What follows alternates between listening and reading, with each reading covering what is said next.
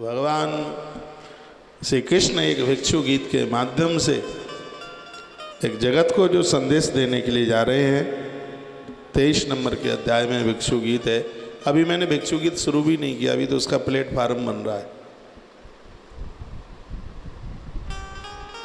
11वां स्कंद है, पहली बार बोल रहा हूँ आपके बीच में भिक्षु गीत। सब्जेक्ट कठिन है, समझदार इसको कम होते हैं, इसलिए वक्ता लोग भी उसे छोड़ करके आगे बढ़ जाते हैं। कोशिश ऐसी करूँगा कि यह बिल्कुल समझ में आ जाए। तो वर्णन क्या है कि आस्तिकता, ब्रह्मचर्य, मौन और अगली बात है स्थिरता। स्थिर रहिए, टिकाऊ रहिए।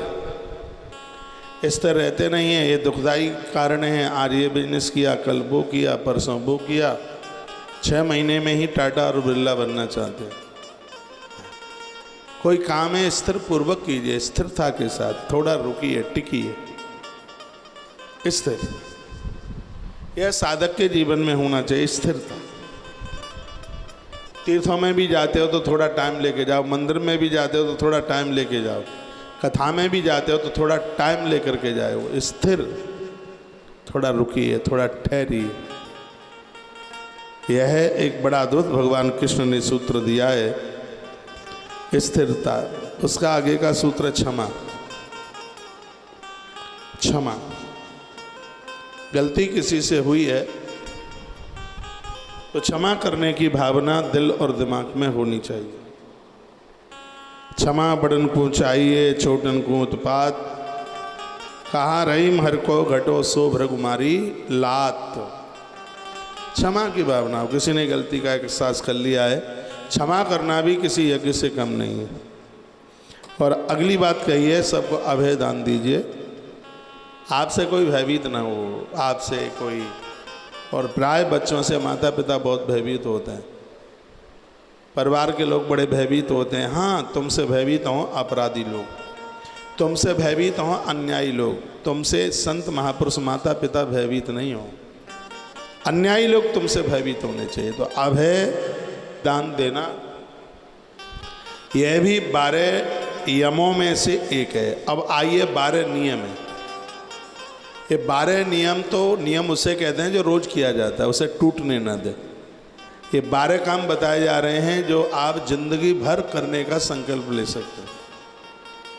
नियम है ना, जिंदगी भर, श्वास टू श्वास, जब से जीवन संभाला है तब से लेके और मृत्यु पर्यंत तक, और जो आखिरी श्वास ली जाएगी तब तक इन नियमों को आप साध सकते हैं।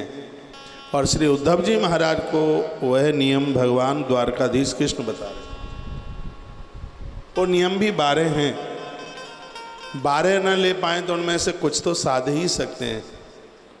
कौन कौन से हैं 12, उनका जिक्र किया जा रहा है, उनको बताया जा रहा है, कहा जा रहा है। शौचम जप तपो होम श्रद्धातिथ्यम अर्चनम तीर्थाटनम परार्थेहा तुष्टराचार्य सेवनम।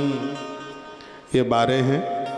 तो जैसे अभी 12 यम आप सुन रहे थे, उसी प्रकार से नियमों की संख्या 12 है। सबसे पहली है शौच, पवित्रता, अंदर और बाहर की पवित्रता। सूतक पातक में मठ मंदिर नहीं जाएंगे। बाथरूम गए हैं, कुल्ला करेंगे। बिना हाथ पांव मुंह धोए बिस्तर पर नहीं चढ़ेंगे। ये इस बात का नियम ले लिया जाए, संकल्प ले लिया जाए। फिर भगवान कहते हैं, देखो मैं हृदय में कैसे नहीं रहता। मुझे सुनने वालों में बहुत लोग ऐसे हैं जो बाथरूम जाने के बाद में कुल्ला नहीं करते। गणेश पुराण में कथा आती है, राजा नल बिना बाथरूम जाने के बाद कुल्ला ही नहीं किया था। कलयुग बॉडी में प्रवेश कर गया अंदर, और राजा को इतना भारी कष्ट भोगना पड़ा। तो शौच, स्वच्छता, पवित्रता होनी चाहिए। रात्रि के पहने हुए कपड़े, उन्हीं को पहन के आप घर गृहस्थी रसोई के काम में लग जाते हैं, उन्हीं को पहनकर आप पूजा में लग जाते हैं। ये नियम जैसे 12 यम हैं, वैसे ये 12 नियम हैं। इन बातों को ध्यान में रखिएगा। जूते चप्पल पहन करके क्या आप रसोई में चले जाते हैं? मैंने देखा है बाष्पेसन का पानी चंदन में डाल लिया, और अरे छोड़िए बाष्पेसन का पानी, मैंने तो लोगों को पीते देखा है और कहते हैं कि पानी नहीं है। मैंने कहा पानी तो गटर में गिर रहा है, फिर वो भी पीने के लायक होगा? है? स्वच्छता का तो, शौच पवित्रता का ध्यान होना चाहिए। भोजन कहाँ रखना है बना के, कैसे हाथ लगाने हैं कैसे नहीं लगाने हैं, देखा है उसी हाथ से खा रहे हैं उसी से परोस रहे हैं। हमारे शास्त्रों ने इन सब चीज़ों का विरोध किया है, विरोध किया। तो वर्णन किया गया है, कहा गया है शौच अंदर बाहर की पवित्रता, और नियम में है अगली बात कही है जप। जप शौचम जपः तपो होम श्रद्धा अतिथम अर्चनम, ये बातें बताइए। शौच मीन्स पवित्रता, उसके बाद में है जप। भले एक माला आप जपें, मेरे निवेदन पर कुछ दिनों जप करके आप देख लीजिए, आप कहोगे आनंद आ गया, ये कहेंगे आप। जप करने से इतनी बड़ी ताकत मिलती है, मन को तत्काल शांति मिलती है। हनुमान जी के पास जप की ताकत बहुत थी। जप जप होना चाहिए। ये जितने भी पूर्व के ऋषि और महर्षि हैं, इन्होंने जप के द्वारा बहुत कुछ प्राप्त कर लिया है। और नियमों में से 12 नियमों में से एक नियम है जप, भजन जिसे कहते हैं, जिसमें आप गुरुजनों से मंत्र लेकर के माला जपते हैं। इसको 12 नियमों में से एक नियम माना। अगला है तप। 12 के 12 आप धारण कर सकते हैं, 12 नहीं तो उसमें से कुछ धारण कर सकते हैं। अगला है तप। तप मीन्स उपवास। उपवास का जीवन में बड़ा फर्क पड़ता है। हमारे विकारों को समाप्त करने में उपवास का, व्रत का एक बहुत बड़ा प्रभाव है। 3000 वर्ष तक उपवास करके शंकर को प्राप्त कर लिया था माँ भवानी ने। 5 महीना तप करके नारायण को प्राप्त कर लिया था श्री ध्रुव जी महाराज ने। कुछ महीनों तक तपस्या करके भगवान को प्राप्त कर लिया था श्री प्रहलाद जी महाराज ने। तप में इंद्रियों को कष्ट दिया जाता है, निग्रह किया जाता है तप में। फिर आदमी दमकता है, आदमी चमकता है। जिन जिन चीज़ों के बिना आप रह नहीं सकते हैं वो भी आपका तप ही है। बहुत बड़ी बात होती है कि तुम परिवार के बिना रह लेते हैं। बहुत बड़ी बात होती है कि तुम पति के बिना, पत्नी के बिना, बच्चों के बिना आप रह लेते हैं, आप उन वस्तुओं के बिना रह लेते हैं। ये साधारण बात नहीं है, बहुत बड़ी बात है। आप में ऐसी बहुत सी माताएं जो मुझे सुन पा रही हैं, ऐसा नहीं होना चाहिए, लेकिन फिर भी क्या कहा जाता है समय के लिए, पति दुनिया छोड़ के चला गया, फिर भी नारी पति के बिना अपना जीवन जी रही है। इसको तप नहीं तो और क्या कहो, तपश्चर्या है, तो ये उसका बहुत बड़ा तप है। युवा बच्चे की मृत्यु हो गई, आंसू के घूंट पी कर के रह गई, परिवार को संभाल लिया है और अपना जीवन जी रही है, औरों को भी जीने दे रही है। ये तप नहीं है तो और क्या है। भगवान कहते हैं मुझे हृदय में बिठाने के लिए ये संघर्ष चाहिए, तपस्या चाहिए। ये तप है, ये उपवास तप है। कष्टों को सहन कर लेना किसी तपश्चर्या से कम नहीं है। आप स्वस्थ हैं, कुछ चीज़ें छोड़ने में आपको कोई दिक्कत नहीं है तो ज़रूर छोड़िएगा, हमेशा के लिए मन छोड़िए, लेकिन 8 दिन में, 15 दिन में तो छोड़िए। अन्न छोड़ दें 8 दिन में 1 आध बार। कुछ ऐसे पेय हैं उनको छोड़ दें जो पीने के लायक है ही नहीं।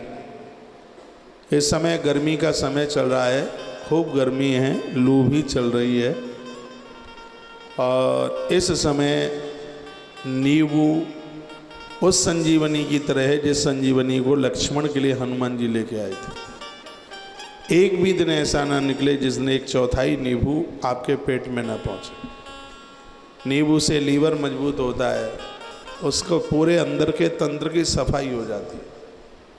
नींबू का इतना प्रभाव है। कोको कोला वही लोग पीना जो अपने लीवर और किडनी से दुश्मनी कर रहे हैं। ये बिल्कुल पेय ठीक नहीं है, पीने के लायक नहीं है। एक लोहे की कील आप कोको कोला की बोतल में डाल देना, 24 घंटे के बाद वो पानी बन जाएगी, उसमें दिखेगी नहीं। जो यह पेय लोहे को गला सकता है तो तुम्हारी हमारी आंतों को क्यों नहीं गला देगा। इसलिए इनका बिल्कुल भी प्रयोग में मत लीजिएगा। आपके घर जो भी लोग आते हैं, कल मैं 2-4 घरों में गया था, मैं देख भी रहा था कोको कोला आ रही है और भी ऐसी पेय पदार्थ आ रहे हैं। बिल्कुल भी नहीं, कभी भी नहीं, ना पीना है इसे और ना किसी को पीने को देना है। ये तो बहुत सस्ता पड़ता है, शिकंजी तो बहुत सस्ती पड़ेगी उससे। जिसको पीने में अंदर तबीयत खुश हो जाती है वो पिलाइए। नींबू इस्तेमाल कीजिए, दाल में नींबू डाल करके खाइए। इन दिनों में तो स्वास्थ्य के लिए बहुत ज़्यादा लाभकारी है। पूरी गर्मियों में जो 2 महीने आप कोको कोला पीते हैं, इसके परिणाम ये रहते हैं कि 2 महीने की कोको कोला हमें 10 महीने तक मार करके रखती है, हमारे स्वास्थ्य को बिगाड़ती है, चिड़चिड़ापन खड़ा कर देती है, आंतें सिकुड़ जाती हैं, भूख मिट जाती है।